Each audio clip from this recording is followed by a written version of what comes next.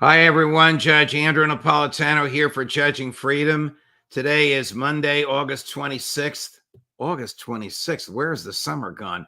2024. Alastair Crooke will be with us here in a moment on the new Western way of war. Is owning the narrative just as important as achieving the victory? But first, this. A divisive presidential election is upon us, and the winner is gold.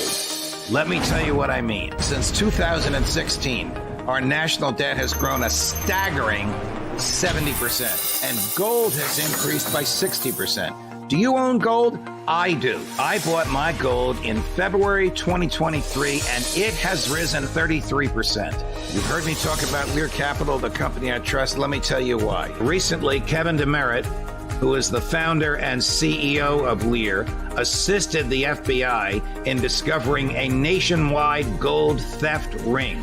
And because of Kevin's good work, the FBI caught these people before they could steal anymore. That's why I have been saying the people at Lear are good people. They believe in America. They believe in their product, and they're honest to the core. So take action right now, my friends. Call 800-511-4620 or go to LearJudgeNap.com. Protect your savings and retirement before it's too late. 800-511-4620, LearJudgeNap.com. Remember, hope is not a strategy, but gold is.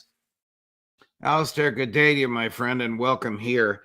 I want to dwell at some length on your fascinating piece on the modern Western way of war with an emphasis on propaganda. But before we do, the news here this morning, as the sun is coming up on the East Coast of the United States, is all about the exchange of fire, I'll call it, between Hezbollah and Israel.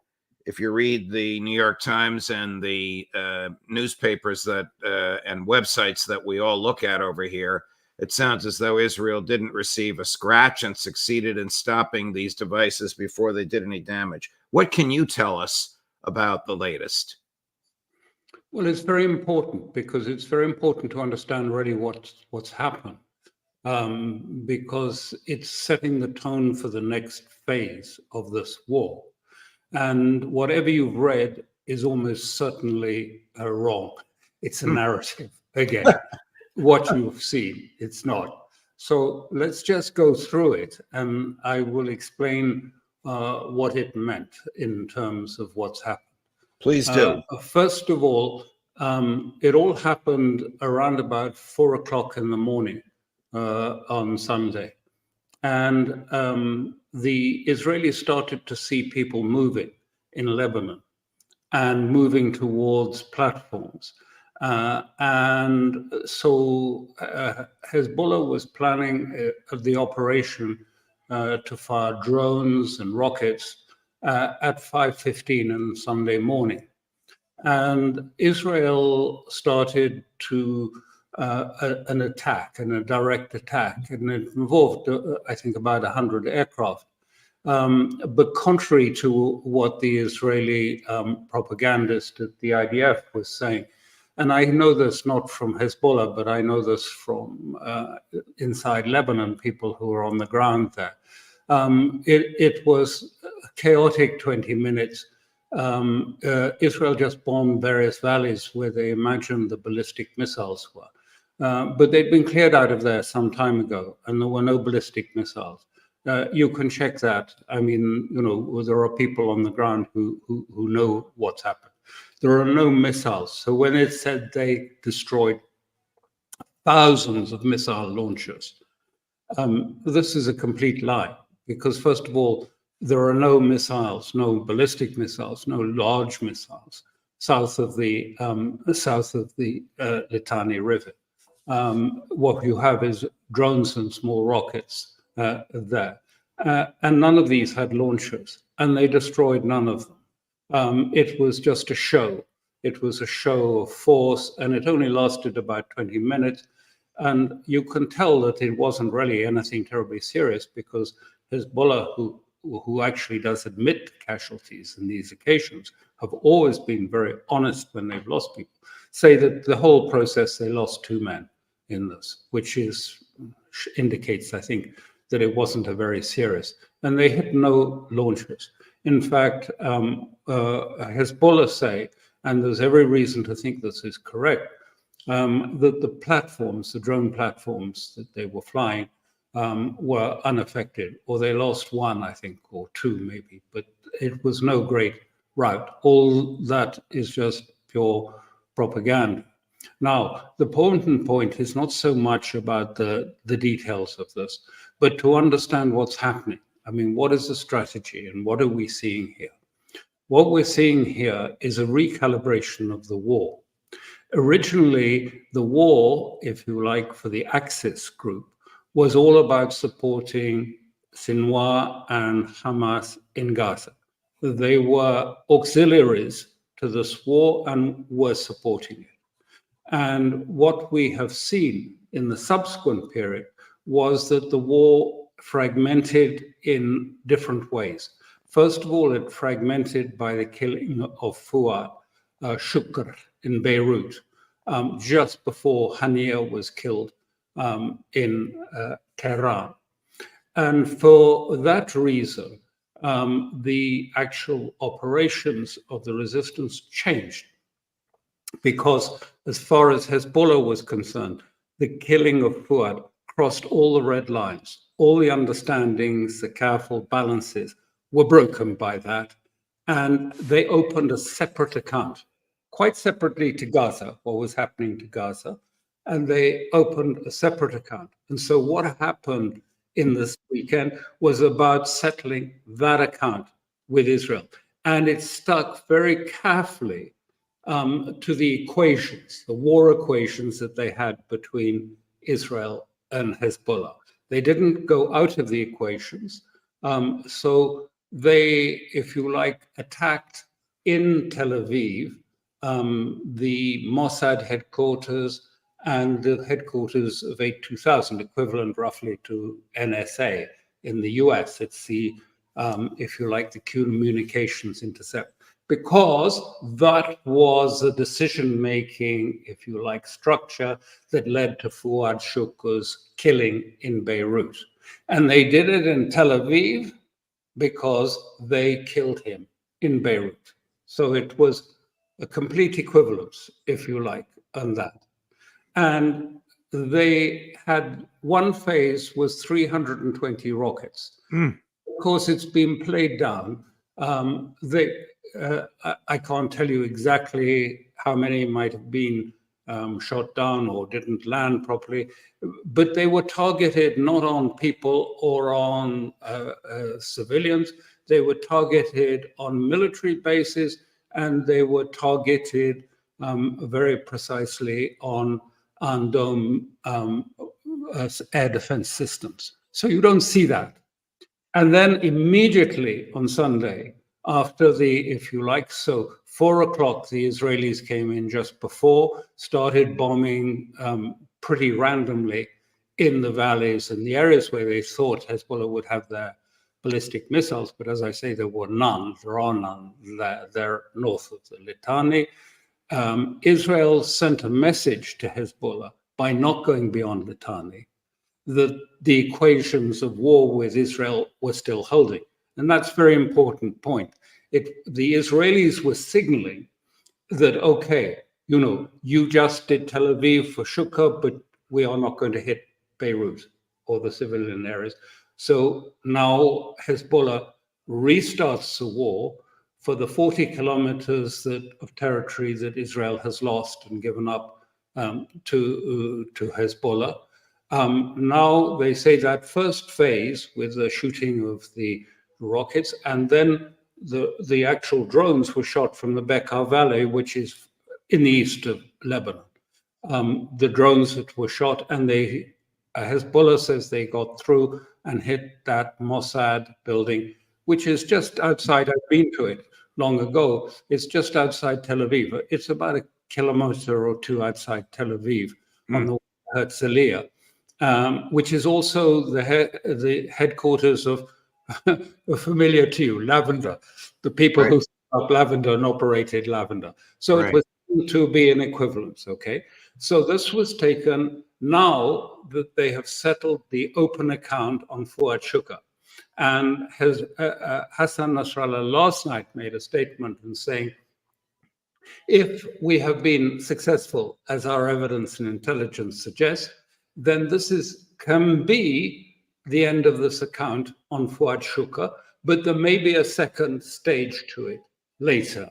But that's only if necessary. But this first phase has now entered, finished, and now we go back to what we were originally fulfilling, which is, if you like, the liberation of the Palestinians.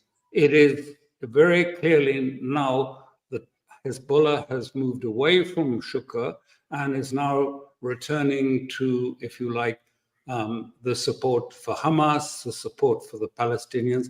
This is an anti-colonial liberation fight that involves all Islam in their view. So if you look at the major newspapers, if you look at the New York Times and the Wall Street Journal this morning, the print editions, they both feature prominently the exact same photograph, which purports to be the Israelis exploding some sort of a Hezbollah missile way up in the sky, and doing so successfully. That's an old photograph. It's not worth. It's nothing new. It's nothing new. And one of the reasons we can't give more detail of this is immediately at 5 o'clock in the morning, the Israeli government issued an absolute ban on any reporting of any damage or any attacks on either major infrastructure or military objectives in Israel. A complete censor was imposed on what happened in Tel Aviv, what happened at the airbase, which they also attacked, which is where the drones flew from, that attacked Fuad Shukr. Absolute ban, no reporting, no photographs, no visuals. And so they put a complete blackout on any news of any damage to any infrastructure, any defense sites, or to the intelligence bases in Tel Aviv. So, of course, we can't see and we can't prove it. But as I say, I do know independently what I said about the Israeli attack, where they say they knocked out thousands of rocket launchers, is complete phooey. There's nothing. It's completely untrue. Is Hezbollah happy with the outcome of what occurred in this 20-minute period? Yeah, I think so. I think so, because first of all, I think that what we're talking about here is they've reestablished the equation with Israel, and clearly Israel for the moment doesn't wish to go to all-out war against Hezbollah.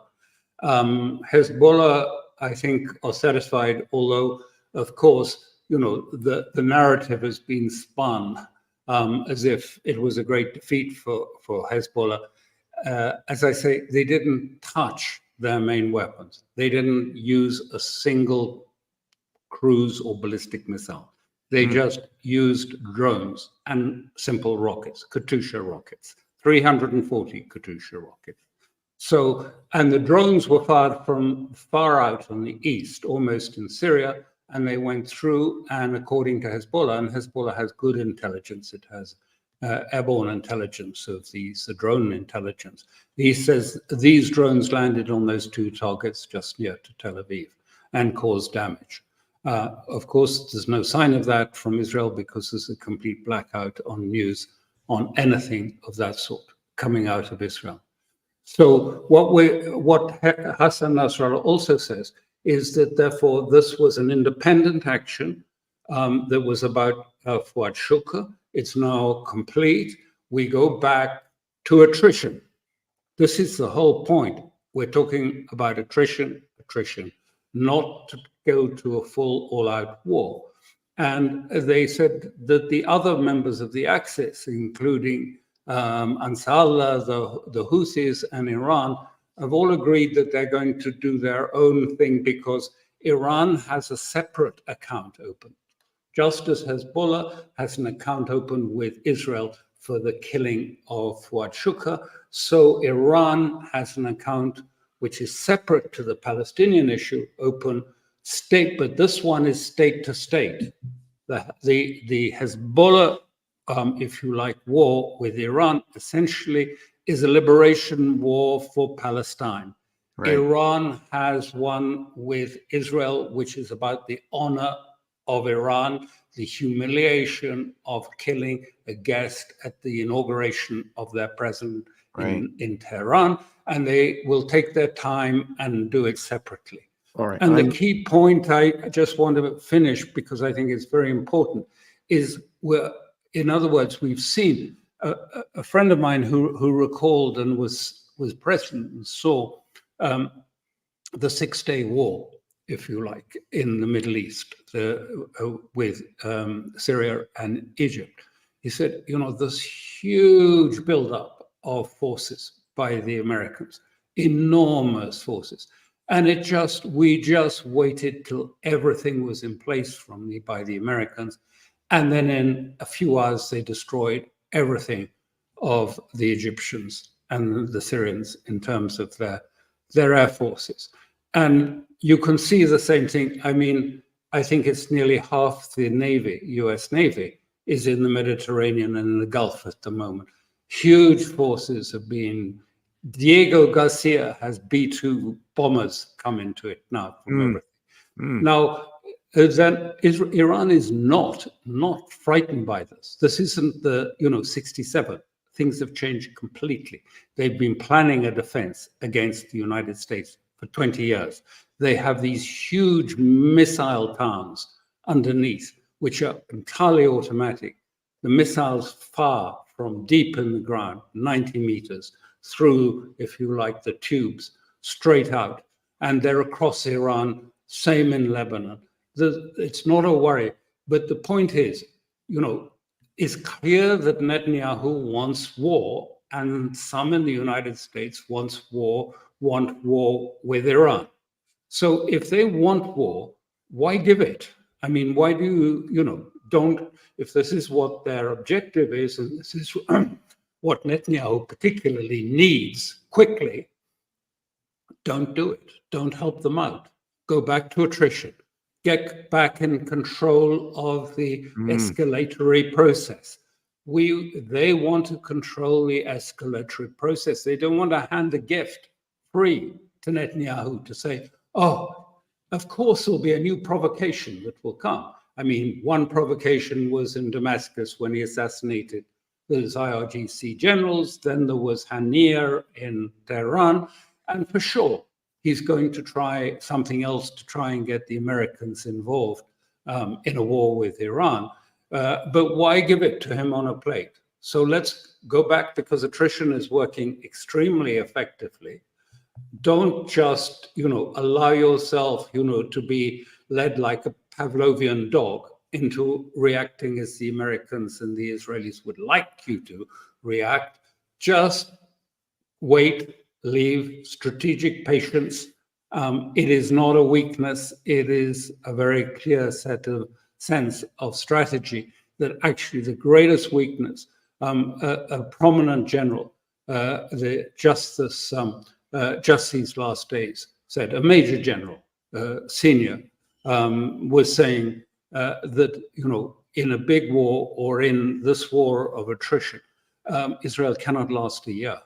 This is an Israeli general, Alastair? Yes, Brick is his name, B-R-I-K, General Brick, Major General Brick, very highly regarded general. This is such a fascinating scenario, and I'm also fascinated with the highly misleading news this morning that publications like the Wall Street Journal and the New York Times would publish an old photograph and lead their readers to believe that this is what happened last night. Fits right in with your article about Western propaganda. In modern warfare, has propaganda become an end in itself? Yes, indeed. I mean, and we see this. I mean, first of all, what that Israeli spokesperson was saying, I mean, was just complete lies, the sort of lies that we, have been getting are used to in Ukraine. But it was a complete lies, and it's about creating a narrative of victory, even when actually the situation is quite somber for Israel. And it's been the same, if you like, with this Kursk initiative.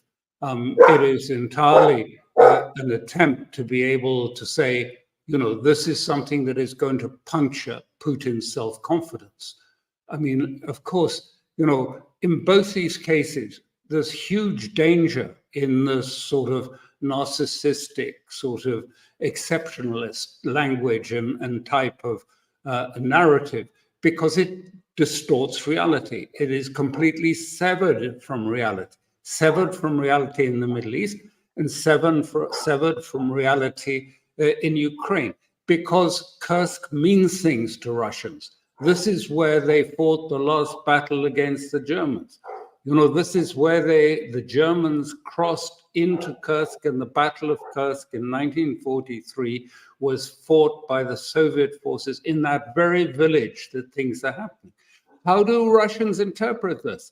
What they understand this to say, when they see German armor, German Marder armored personnel carriers with German markings on it, crossing into Russia, Mother Russia, at Kursk, just as in 1943, they say, the West is coming for Russia again. It's clear. German armor, not German troops, but NATO-backed, if you like, proxies, doing the same thing, coming into Kursk. It's not so much, the logistics and whether it was a sensible operation. It wasn't.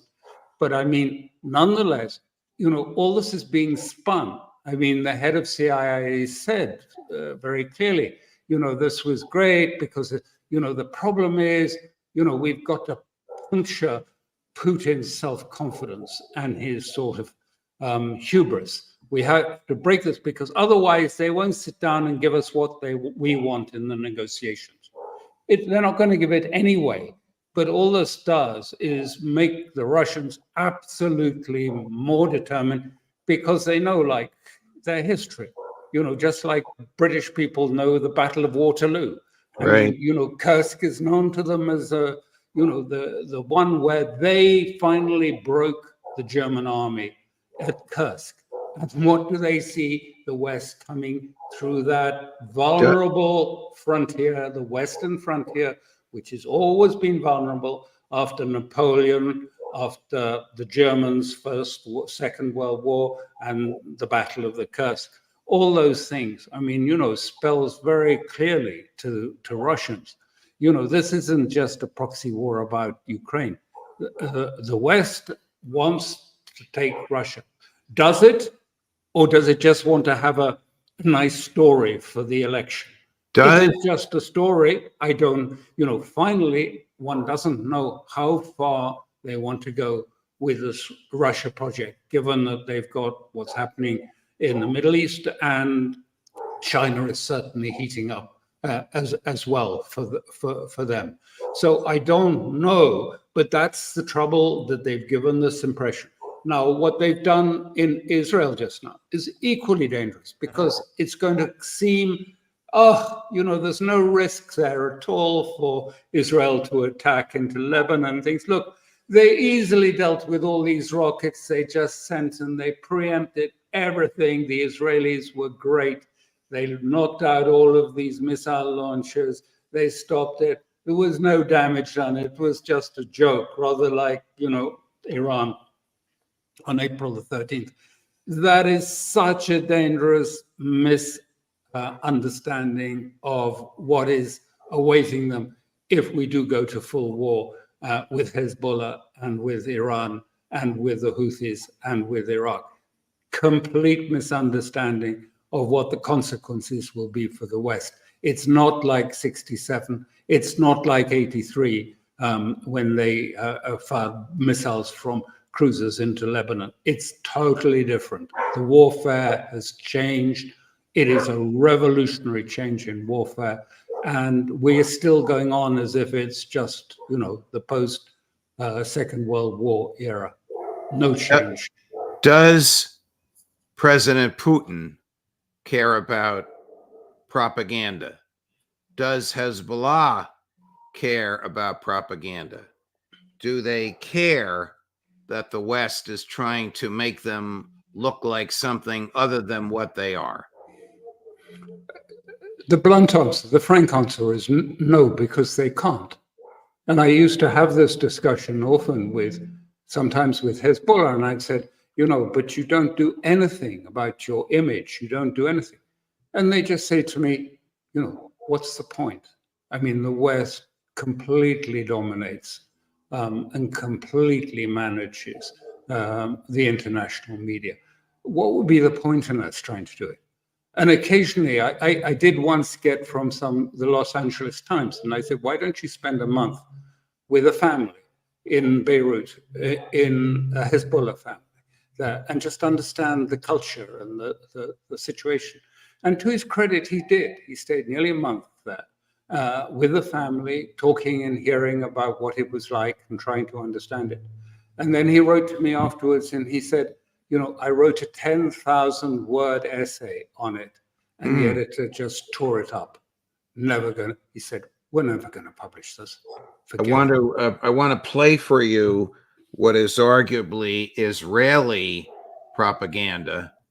It's the first time I've seen a personal insult of this magnitude on international media, but on the floor of the United Nations Security Council. So here's Danny Dennon, the former Israeli ambassador to the UN, now sort of a roving ambassador.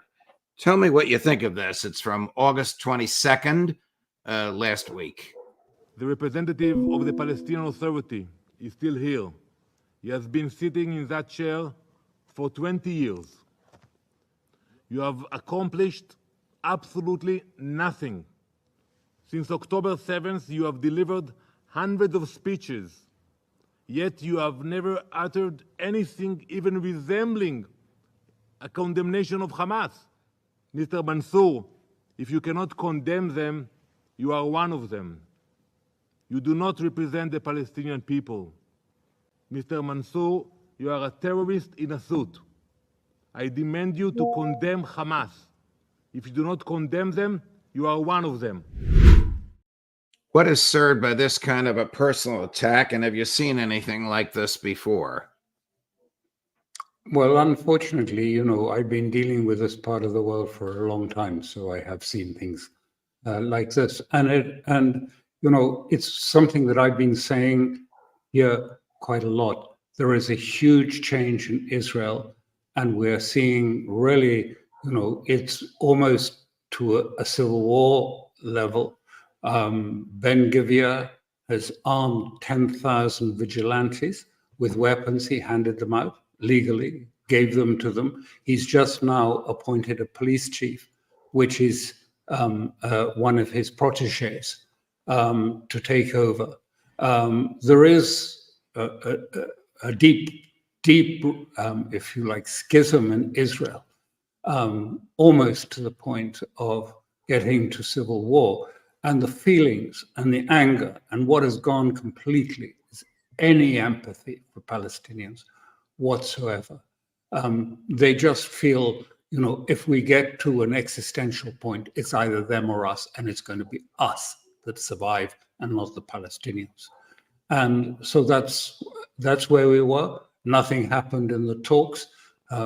Netanyahu insists on keeping, if you like, the Philadelphia corridor. We all know why. It is because when, as he sees it, when Gaza has been sufficiently stripped of any means of supporting life, they will open the gates at Rafah, which they now control, and just drive them into the Sinai Desert. And of course, Sisi will complain, and the West will give him a few billion to pay off his debt, and it will happen. That's the plan. That's why he wants the Philadelphia corridor. That's why Hamas says absolutely no. Who could take Netanyahu as a negotiator seriously? Who could possibly believe that his end goal in these negotiations is a ceasefire? No one. No one, but I mean, one of the problems we have in this age is, and I've said it out sometime earlier on this thing, is there are two complete narratives. I mean, there is an outer narrative, which is that he's working to get the hostages home, and Israel is working to get these things done. And of course, they'd like a ceasefire and then quiet in Lebanon, and everything will go back to normal. But there is an inner story, which they will not admit so openly, which is about a new Nakba, which is the actually removal of Palestinians from the river to the sea. And that is really what this is about. And Gaza was always to be the first step. West Bank would follow, and then it would move on. And there will be a provocation that will come because they know they need a war or a crisis or chaos in order to do the clearance of Palestinians out of the West Bank, right, and push them into Lebanon. So they need this thing. And they've said that. I remember seeing it 7 years ago by Smotrich saying, don't worry, we need a war, we need chaos, and then we can go ahead with this plan and fulfill the plan. And this is, and the first step is Gaza. Depopulate Gaza, then we will move to the West Bank and depopulate the West Bank. And then we will depopulate the whole and take the security control from the river to the sea. That is the unstated inner, if you like, objectives. No one will say them publicly, but if you read the vibes, if you read the runes of what is happening, that's why he doesn't want a deal. This is why there's all these objections coming up to it. Now, some of Israelis don't agree with us, and they see the danger because they worry that if they go into an all-out war, if they start a Nakba, anything can happen. And it might be the existential, and as Major General Brick said, we may collapse within a year under these sort of pressures. Either of attrition, he actually said, either the attrition on us or a regional war, we won't last a year. Do we not realize, Israelis, that it's serious? And then you get this propaganda coming out. This is why it's so dangerous. Then you get the propaganda from the admiral, who's the spokesperson for the IDF, saying, we knocked out thousands of missile launchers. They did no damage. It was fine. We don't have to worry. So if we have another war with Hezbollah, you Israelis, Americans, don't worry. It'll be easy. It's fine. Alastair Crooke, thank you for a marvelous analysis of modern warfare and geopolitics from Kursk to Rafah. Very much appreciated, my dear friend. Thank you for your time. I commend to anyone that wants to read it, Alastair's piece, The Western Way of War, Owning the Narrative Trumps Reality, about which we've just had a masterful lecture. Thank you, my dear friend. All the best. See you next week. Thanks very much. Bye for now. Bye. Of course. Bye-bye. Wow, a great conversation. Coming up later today at 10 o'clock this morning Eastern, Ray McGovern. At 11 o'clock this morning Eastern, Larry Johnson. At 2 o'clock this afternoon Eastern, Professor Jeffrey Sachs. Judge Napolitano for Judging Freedom.